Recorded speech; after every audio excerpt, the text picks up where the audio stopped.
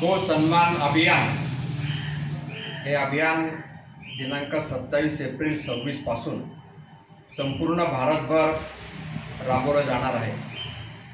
या ठिकाणी गोमातेला सेवा, सुरक्षा, सन्मान प्राप्त व्हावा आणि एकाच वेळी हे निवेदन सर्व तहसील कार्यालयात दिलं जाणार आहे।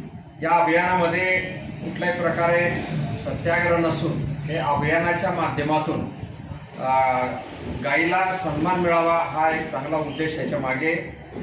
मला असं वाटतं की गोमातेचं महत्त्व हे अनादी काळापासून या ठिकाणी असून शेतीद्वारे या संदर्भात दूध, तूप, लोणी केडी चौधरी आबासाहेबांनी सांगितलं त्याप्रमाणे लोकांना मिळावं हा एक चांगला त्यामागचा उद्देश आहे।